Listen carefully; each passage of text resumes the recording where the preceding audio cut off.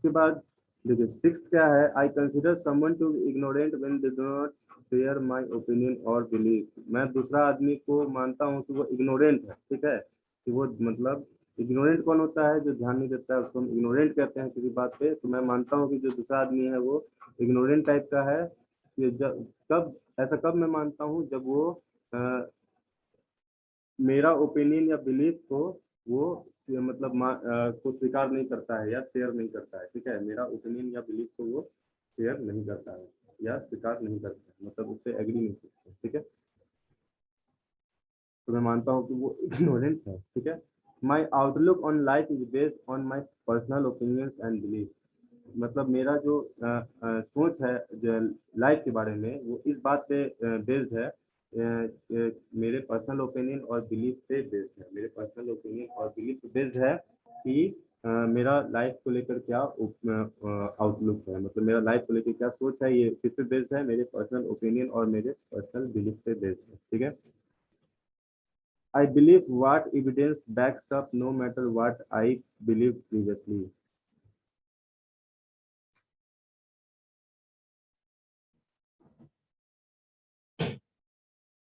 मैं मानता हूँ कि जो एविडेंस है वो वही सही है, मतलब ये चाहे मैं प्रीवियसली कुछ और मान रहा था, अभी क्या है कि जो एविडेंट है या एविडेंस है उसको मैं सही मान रहा हूँ, पहले जबकि पहले मैं कुछ और मान रहा था। इसके बारे में मुझे क्या कहना है, ठीक है।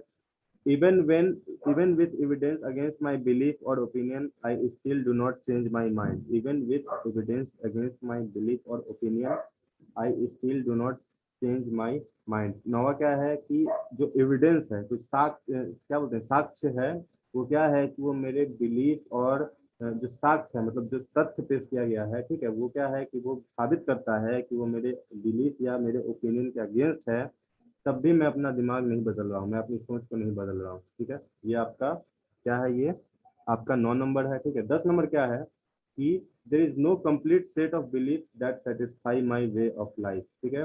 There is no complete set of belief that satisfy my way of life. ऐसा कोई मतलब बिलीफ का क्या कह सकते हैं, ऐसा कोई बिलीफ नहीं है जो जो कंप्लीट सेट में है, ठीक है, जो मेरे सेटिस्फाई कर सके मेरी जिंदगी को, ठीक है। मतलब there is no complete set of belief that satisfy my way of life, ठीक है। There is no complete set of belief that satisfy my way of life, ठीक है। I am willing to hear both sides before setting my opinion. अपना opinion देने से पहले मैं क्या दोनों साइड पक्ष को सुनने की कोशिश करता हूँ या सुनने का इच्छा रखता हूँ, ठीक है। I am willing to hear both sides before setting my opinion. अपना जो ओपिनियन सेट करने से पहले मैं दोनों पक्ष का सुनने का कोशिश करता हूँ। इसके लिए क्या है, आप एग्री करते हैं स्ट्रांगली या एग्री सिर्फ करते हैं, या स्ट्रांगली डिसएग्री करते हैं, या सिर्फ डिसएग्री करते हैं, या समटाइम्स कभी कभी ऐसा करते हैं, ठीक है। When my friend says something is true, it is against my beliefs, I will change my mind to agree with them. जब मुझे अगर मेरा कोई दोस्त है, ठीक है, वो सच बात कह रहा है और वो मेरे बिलीफ के अगेंस्ट है, मैं जो सोचता हूँ उसके अगेंस्ट है, तो क्या है कि मैं अपना सोच को या अपने दिमाग को बदल रहा हूँ उससे एग्री करने के लिए, ठीक है। ये आपका 12 नंबर है। उसके बाद 13 नंबर क्या है, in a debate I do not bother to consider the validity of other side, ठीक है।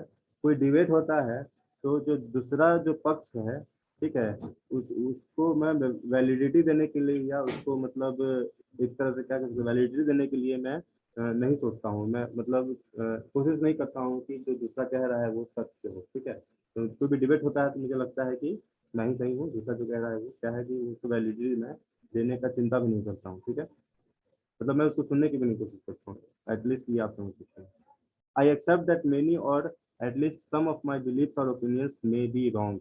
मैं ये स्वीकार करता हूँ कि मतलब सब या कम कुछ ही मेरा बिलीफ या ओपिनियन जो होगा वो गलत हो सकता है, ठीक है। मैं इस बात स्वीकार करता हूँ कि या तो ज़्यादा से ज़्यादा या कुछ भी कुछ जो बिलीफ होगा या ओपिनियन होगा मेरा वो गलत हो सकता है, ठीक है, ये मैं स्वीकार करता हूँ, ठीक।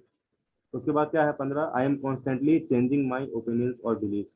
और 15वां क्या है कि मैं हमेशा अपना ओपिनियन और बिलीफ को बदलते रहता हूँ। आई constantly change my opinion and beliefs. And constantly changing my opinions और बिलीफ। ठीक है। 16 नंबर क्या है, often dissociate people who disagree with me. अब कोई भी आदमी मुझसे डिसएग्री करता है तो मैं उससे क्या होता हूँ कि मैं उसको अलग कर देता हूँ। ठीक है, मैं उससे खुद को अलग कर देता हूँ या अलग हो जाता हूँ उससे। ठीक है, कोई भी आदमी मुझसे अगर डिसएग्री करता है, मेरे बात से डिसएग्री करता है, तो मैं खुद को उससे अलग कर देता हूँ, मैं उससे खुद डिसोसिएट कर देता हूँ। I feel I am flexible towards I feel I am flexible towards the beliefs और ओपिनियंस ऑफ एवरीवन एल्स। मैं ऐसा मानता हूँ कि मैं फ्लेक्सिबल हूँ दूसरे के बिलीफ्स और ओपिनियंस को लेकर के। ठीक है, जितने भी लोग हैं तो उनके ओपिनियंस और बिलीफ्स को लेकर के मैं क्या मानता हूँ कि मैं फ्लेक्सिबल हूँ। ठीक है, मैं मतलब खुद को थोड़ा सा मोड़ सकता हूँ, थोड़ा सा बेंड कर सकता हूँ, फ्लेक्सिबल हूँ। ठीक है। 18 नंबर क्या है, eventually my beliefs and opinions will become outdated, I will change them.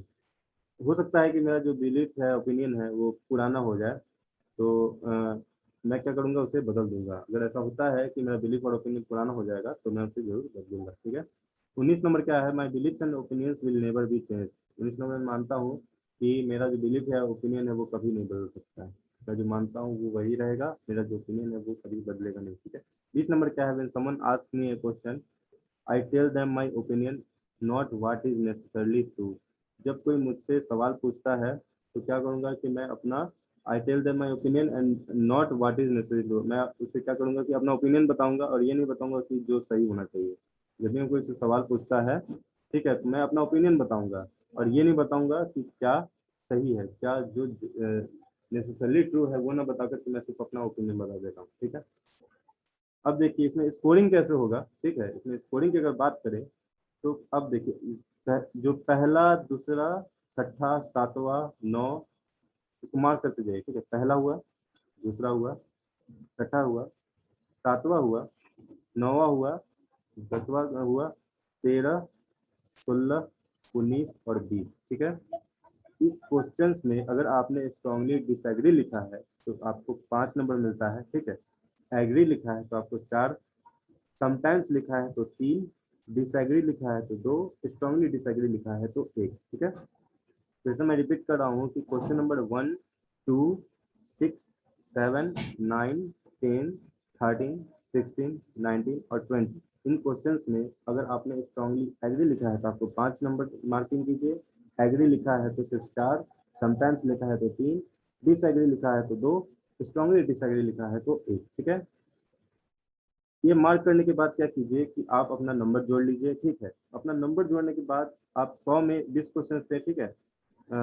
अभी क्या है कि आप अपना नंबर जोड़िए। ठीक है, अपना नंबर जोड़िए। तो देखिए इसका मार्किंग क्या है कि मतलब आपको 100 में या जो भी जितना भी क्वेश्चंस है, मान लीजिए आप जितना मार्किंग कर रहे हैं, 5 नंबर मैक्सिमम है तो 20, 20 into 5 ये ऑब्वियसली 100 होता है। ठीक है।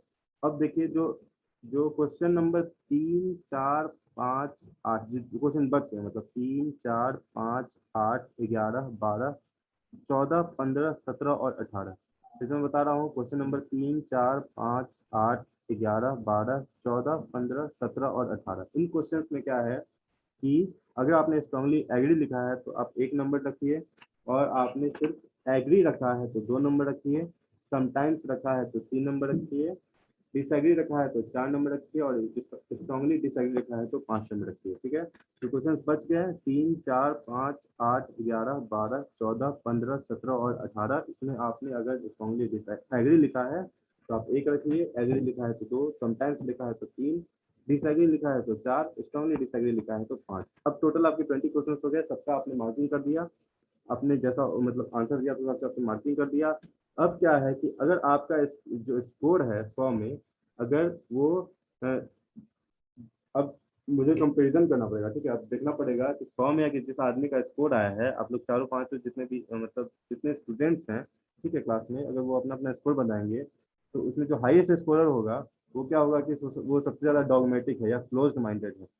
ये बात समझे, जिसका हाईएस्ट स्कोर होगा वो सबसे ज़्यादा डॉगमेटिक या क्लोज माइंडेड होगा, मतलब वो दूसरा का ओपिनियन सुनने के लिए तैयार ही नहीं है या दूसरा का बिलीफ सुनने के लिए तैयार ही नहीं है। उसको लगता है कि जो वो सोच रहा है वो क्या है कि वो ही सही है। ठीक है। और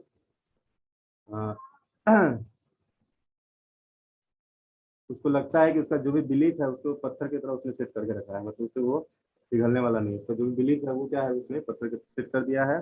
क्या होता है कि जैसे जैसे लोग ओल्डर होते हैं, जैसे लोगों का एज बूढ़े होते जाते हैं, तो क्या होता है कि वो मोर डॉग्मेटिक हो जाते हैं। उनको लगता है कि जो बूढ़े लोग होते हैं उनको लगता है कि जो भी वो चीज़ सोचते हैं या जो भी उनका बिलीफ है, ठीक है, वो क्या होता है कि वो लगता है कि वो अनडिनाइबली ट्रू मानते हैं, मतलब उसमें कोई डिनाई नहीं हो सकता है कि वो गलत है, वो एकदम अनडिनाइबली ट्रू मान लेते हैं और वो डॉग्मेटिक मोर डॉग्मेटिक हो जाते हैं, ठीक है। और also people who are dogmatic tend to hold more prejudiced views about different social group. और जो क्या होता है कि जो पीपल जो डॉग्मेटिक होते जाते हैं वो मोर प्रेजुडाइज भी होते जाते हैं। प्रेजुडाइज का मतलब क्या होता है, अगर आप बात करेंगे पीपल मोर डॉग्मेटिक होते हैं तो वो पहले से ही वो क्या करते हैं, पहले से ओपिनियन बना लेते हैं, और जो ना कि रीजन पे बेस्ड होता है ना एक्चुअल एक्सपीरियंस बेस्ड होता है, ठीक है। पहले से उन्होंने ओपिनियन बना के रखा है कि ये गलत है ये सही है, ठीक है। इस हिसाब से अगर पीपल मोर डॉग्मेटिक होते हैं तो मोर प्रेजुडाइज हो जाते हैं दूसरे सोशल ग्रुप्स के बारे में, दूसरे जो सोशल ग्रुप्स होता है उसके बारे में वो मोर प्रेजुडाइज हो जाते हैं। तो यही आपका लिकार्ट स्केल है, इस हिसाब से आप अपना देख सकते हैं कि आप कितने डॉग्मेटिक हैं या आप कितना ज़्यादा प्रेजुडाइज हैं। तो ये डॉग्मेटिक स्किल में आपका जितना हायर स्कोर होगा उस हिसाब से आप ये दिखाएगा कि आप इतने ज़्यादा डॉग्मेटिक हैं, ठीक है। डॉग्मेटिक का मतलब क्या हुआ कि आप जो भी मान रहे हैं, आपकी बिलीफ है, फेथ है, या जो भी आपका ओपिनियन है वो उसको आप मानते हैं कि वो अनडिनाइबली ट्रू है, मतलब वो गलत हो ही नहीं सकता है, ठीक है। आप दूसरे की बात सुनने के लिए तैयार ही नहीं है, ठीक है। ये है आपका एटीट्यूड मेजरमेंट स्किल मेथड है, ठीक है। अब देखिए कि अब हम बात करेंगे कि जॉब सेटिस्फैक्शन एटीट्यूड का कहाँ कहाँ पे आपका मतलब एप्लीकेशन है। तो पहला क्या है, जॉब सेटिस्फैक्शन में है, ठीक है। Job satisfaction is related to general attitude towards job. Job satisfaction क्या होता है कि आपका क्या एटीट्यूड है जॉब को लेकर के, जो मतलब आप क्या इंक्लिनेशन है या क्या आपका फीलिंग्स है जॉब को लेकर, ठीक है। A person having high level of satisfaction will generally hold N optimistic attitude while, ठीक है। जो भी पर्सन होगा उसका क्या होगा कि बहुत ज्यादा वो सेटिस्फाइड है अपने जॉब को लेके, क्या है हाईली वो सेटिस्फाइड है, तो क्या होगा कि वो एक ऑप्टिमिस्टिक एटीट्यूड होगा, उसके जो एटीट्यूड होगा उसमें एक ऑप्टिमिज्म होगा, ठीक है। while dissatisfied people will generally display pessimistic attitude towards life। और जो आदमी क्या होगा कि अपने जॉब से सेटिस्फाइड नहीं होगा तो क्या है कि वो बहुत पेसिमिस्टिक होगा, बहुत पेसिमिस्टिक होगा, एटीट्यूड होगा उसका लाइफ को लेकर के, ठीक है। When we talk about attitude, we generally speak about job satisfaction because they are interrelated in organizational behavior। जब भी हम एटीट्यूड की बात करते हैं तो हम जॉब सेटिस्फैक्शन की ही बात करते हैं, क्योंकि ऑर्गेनाइजेशनल बिहेवियर में किसी भी ऑर्गेनाइजेशन के अंदर बिहेवियर की बात करते हैं तो ये क्या है कि दोनों एक दूसरे से इंटर रिलेटेड होते हैं, ठीक है। ये क्यों मैंने क्या कहा कि जब भी हम एटीट्यूड की बात करते हैं तो हम किसकी बात करते हैं, जॉब सेटिस्फैक्शन की बात करते हैं, क्योंकि किसी भी ऑर्गेनाइजेशन बिहेवियर में ये आपस में इंटर रिलेटेड होते हैं। दूसरा क्या है, जॉब इन्वॉल्वमेंट है। जॉब इन्वॉल्वमेंट क्या है, job involvement refers to the degree to which a person identifies himself with his job. Job involvement क्या है कि किस हद तक कोई आदमी खुद को मतलब आइडेंटिफाई कर पाता है किसी जो वो जॉब कर रहा है उससे, वो खुद को कितना हद तक वो खुद को जोड़ पाता है या आइडेंटिफाई कर पाता है साइकोलॉजिकली, ठीक है। Actively participates and considers his perceived performance level important to self worth. और वो क्या है, एक्टिवली पार्टिसिपेट करता है, मतलब क्या है कि वो एक्टिवली पार्टिसिपेट कर रहा है और वो जो भी अपना परफॉर्मेंस लेवल जो उसका उसने परफॉर्मेंस दिया है, ठीक है, वो अपने सेल्फ वर्थ से उसको जोड़ने की कोशिश करता है, ठीक है। High level of involvement indicates that person care for job. मतलब जब बहुत ज्यादा अगर कोई अपनी जॉब से इन्वॉल्व है तो ये दिखाता है, ये शो करता है कि आदमी अपनी जॉब को कितना केयर करता है, ठीक है। That has an impact on high productivity, ठीक है। इससे क्या होता है कि प्रोडक्टिविटी भी बढ़ता है, ठीक है। Higher the job satisfaction less will be the leaves and employ turnover. जितना ज्यादा जॉब सेटिस्फाइड होगा आदमी उतना ही कम वो छुट्टी मारेगा, ठीक है, और एम्प्लॉय टर्नओवर भी उतना ही अच्छा होगा, ठीक है।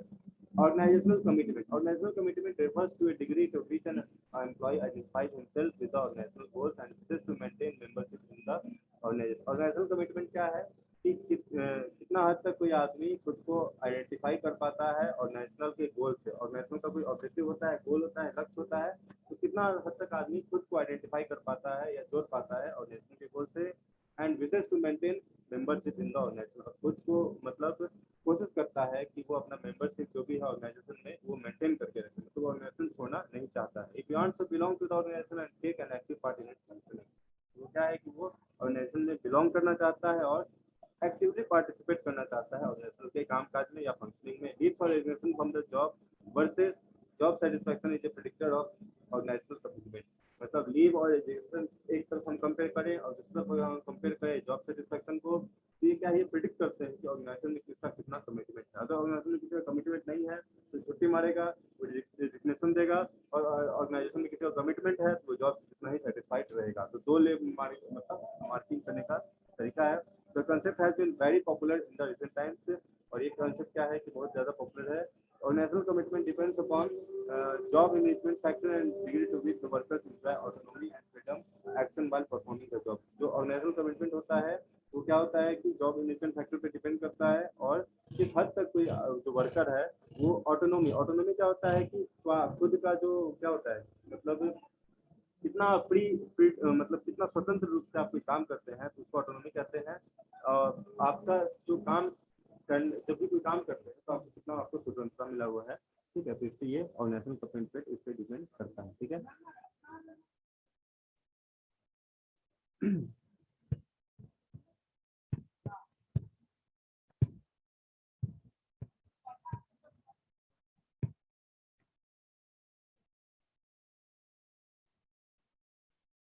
ठीक है, अभी इतना ही रहने देते हैं आज की क्लास में, ठीक है। एटीट्यूड एंड वर्कफोर्स डाइवर्सिटी जो है ये हम आपको नेक्स्ट क्लास में बताएंगे, ठीक है। तो एटीट्यूड एंड कंसिस्टेंसी और एटीट्यूड और वर्कफोर्स डाइवर्सिटी, मतलब जो आपके यहाँ काम करते हैं या वर्कफोर्स है उसमें कितना डाइवर्सिटी है, तो ये हम नेक्स्ट क्लास में आपको बताएंगे, ठीक है। उसके बाद ये आपका एटीट्यूड खत्म हो जाएगा तो हम पर्सनालिटी फिर शुरू करेंगे। पर्सनालिटी क्या होता है, ठीक है, तो कैसे फैक्टर्स से रिलेटेड होते हैं। तो अभी क्लास में हम इतना ही रहने देते हैं, ठीक है। इसमें कुछ टॉपिक और होंगे आपके, जैसे लीडरशिप हुआ, मोटिवेशन हुआ, ठीक है। और आपका बात करेंगे पावर पॉलिटिक्स, ये सब भी शायद आपके सिलेबस में है। पावर पॉलिटिक्स है, ऑर्गेनाइजेशनल कल्चर भी पूछते हैं क्वेश्चन, ठीक है। कॉन्फ्लिक्ट मैनेजमेंट है, स्ट्रेस मैनेजमेंट है, ये सब भी तो रिलेटेड टॉपिक जिसमें है तो कवर करेंगे, ठीक है। Thank you.